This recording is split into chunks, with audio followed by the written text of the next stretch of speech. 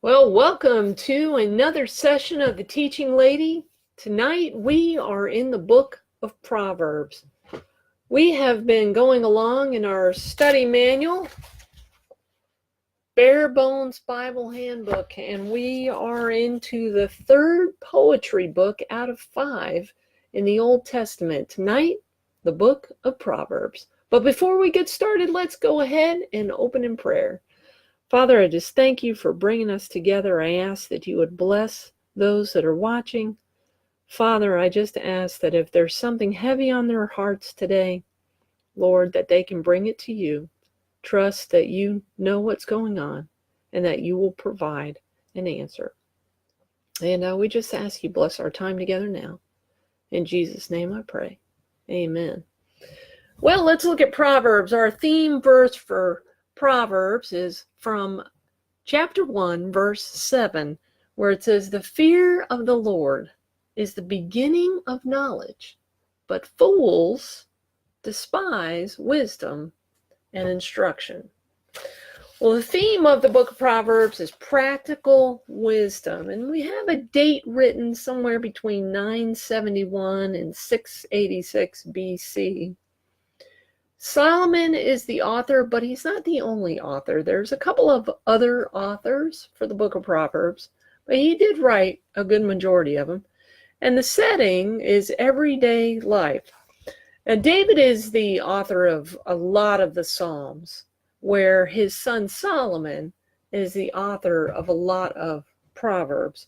Early in his rule, Solomon was granted great wisdom by God. And much of his wisdom is reflected in the 800 Proverbs that are included in the book of Proverbs. And you say, well, what is a proverb? Well, a proverb can be described as a brief statement that offers a pithy but powerful observation. And it's common for proverbs to be used as comparisons and contrasts, analogies, or figures of speech. They help drive home a point.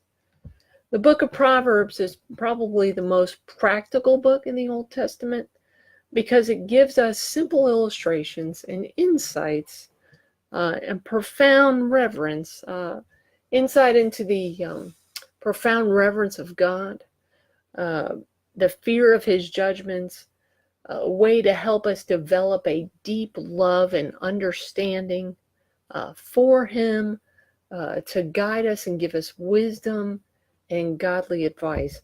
It's meant to help us with our practical life, while the book of Psalms was meant to help us with our spiritual life. All right, so let's look at the skeleton of Proverbs. You have chapters 1 through 9. And the author breaks this down for wisdom for young people. So if you've got a young person in your life, this is a good place for them to start, is chapters 1 through 9. It gives us a brief introduction that spells out the purpose and the theme of Proverbs, which I'm going to read to you now. Proverbs 1 through 6. And this is our theme and introduction that's in the Bible.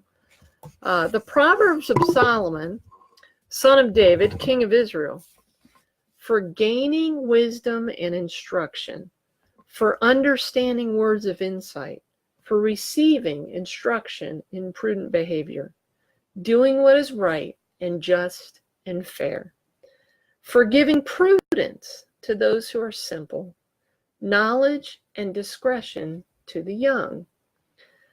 Let the wise listen and add to their learning, and let the discerning get guidance. For understanding proverbs and parables, the sayings and riddles of the wise. And then it goes into verse 7, which is, the fear of the Lord is the beginning of knowledge, but fools despise wisdom and instruction. So the book of Proverbs opens up with, here's the purpose, here's the theme of Proverbs. Pay attention. You're going to get a lot of good information. My son, my daughter, whoever you are that's reading this, Okay, you're going to get a lot of helpful information that's going to guide you and direct you. And when you start reading Proverbs, even if you read one chapter a day, you're going to find so much information in there that's so helpful for you. So wisdom for young people in chapters 1 through 9. After that brief introduction that spells out the purpose and the theme of Proverbs, to instruct in wisdom and to help in the acquisition of discernment. Solomon enlightens the young men of his day like a father giving advice to his sons. He gives a series of 10 exhortations, each beginning with the impassioned plea, "My son." Solomon challenges young men and women to treasure wisdom above all else. Wisdom, he explains, will help you avoid crime and evil people. It will provide freedom and safety. It will give discernment on how to shun immorality and keep from living foolishly. Anyone beginning and continuing their journey to discover more wisdom will benefit from these wise sayings. Solomon's goal is to give prudence to the simple, to the young man or woman, knowledge and discretion. That's his goal. Chapters 10 through 24 is wisdom.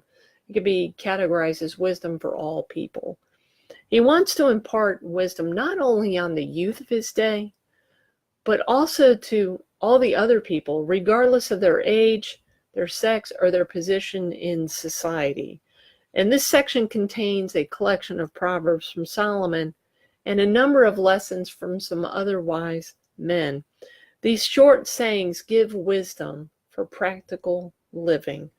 They contrast good and evil, right and wrong. They give impactful advice on child raising, money matters, and speech. And ultimately, every prudent man acts with knowledge, but a fool lays open to his folly.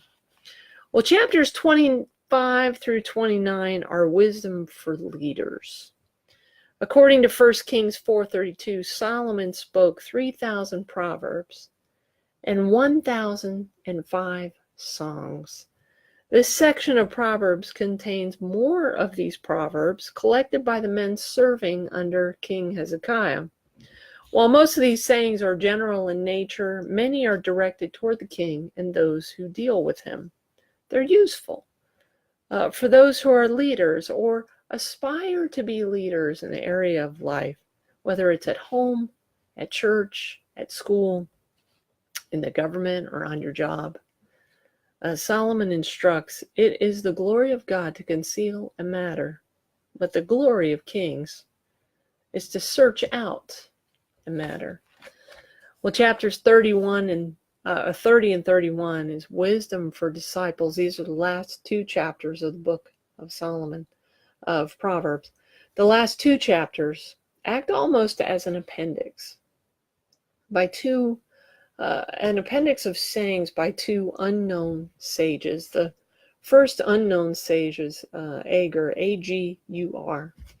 He gives his advice to two of his disciples in clusters of numerical proverbs. Two things I request of you. For example, there are three things that are never satisfied. There are three things which are too wonderful for me. You see how he's giving the proverb in numbers. There are two things. There are three things. There are three things. And of course, then you have the last chapter of Proverbs that contains wisdom passed on from one wise mother to her disciple, her son, King Lemuel. In the first part of Proverbs 31, the mother advises her son how to be a good king. And in the remaining verses, she asks the question, who can find a virtuous wife? And then gives her son advice on what to look for in a good wife. Proverbs 31 is very familiar with women. They tend to be very familiar with the passage about the virtuous woman. It's a great example for us on how to be. And it's a great example for men on what they should be looking for. And I'm sure that many of you have found that person. Putting meat on the bones, Solomon came to the throne with great promise, privilege, and opportunity.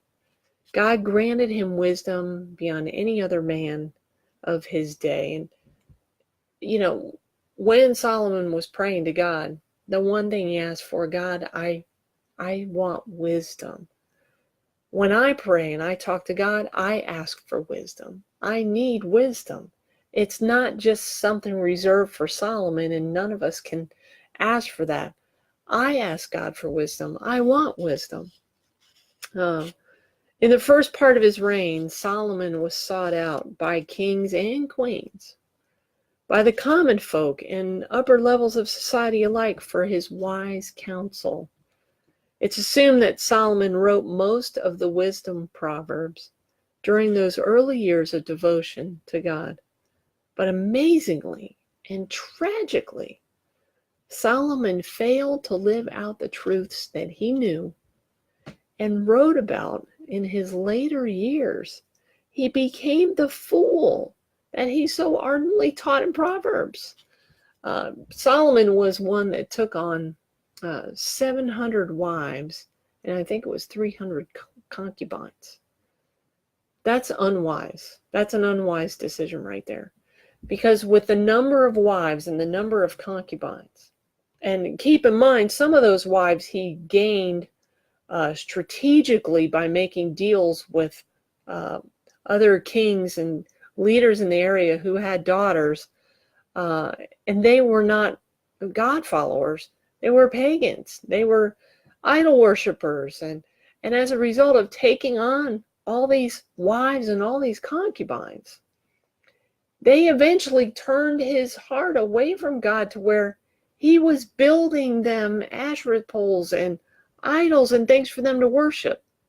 Here's a guy who had the perfect opportunity, number one, to keep his wife force, the number of wives, like down to one, is what he probably should have done. But if you're around a huge group of people, it's advisable not to let them change you into and to pull you away from the Lord, but that you've got to keep up your belief, your faith in God, to be able to reach them and hope that they one day turn to God. And he had an opportunity to do that with all those women, and he failed miserably. He failed miserably. Excuse me. Well, how do we flesh it out in our own life? As we read the book of Proverbs, Solomon's message that knowing God is the key to wisdom. Well, then we read the rest of God's word to gain more of God's wisdom. Listen to the thoughts and lessons from not only the world's wisest man, Solomon, but also from the Bible's many other teachers. Review these truths repeatedly and apply them always in your life. The fear of the Lord is the beginning of wisdom, and the knowledge of the Holy One is understanding. So while Solomon did write a lot of the Proverbs, and we can gain a lot of wisdom from him, we have to be careful that we don't do exactly what he did in later years and turn away and stray from the Lord. Well, life lessons from Proverbs. He will lead you into making the right decisions. Choose your words carefully. They reveal your inner character. Choose to work diligently. God will be honored, and you'll profit and gain skills in your labor. Choose your friends carefully. They are a reflection of you. And choose to develop moral character and a devotion to God. This is success in God's eyes. Well, let's see. Last thing A father's instruction on the value of wisdom. Wisdom is established in sound teaching. It adds health and peace to your life. It finds favor with God and man. It looks to God and fears. Wisdom looks to God for understanding, and it generates strength. Wisdom welcomes chastening for its benefits, and it's better than gold. Wisdom is seen in creation, and it will keep you on the right path. You know, as you are talking to God, you may not have thought that you could ask for wisdom or that you should ask for wisdom. But I would challenge you tonight that as you're talking to the Lord, ask Him for wisdom. Maybe there's a situation that you're struggling with that you need wisdom. Maybe you just need wisdom to get through each and every day. I know I do. I need wisdom every day. Lord, I'm not that smart. I need wisdom every day. And so I ask God to give that to me. Give me wisdom for today. Give me wisdom to be able to discern right from wrong. Give me wisdom to be able to discern what I'm supposed to do and not do. Help me, Lord, by showing me and teaching me.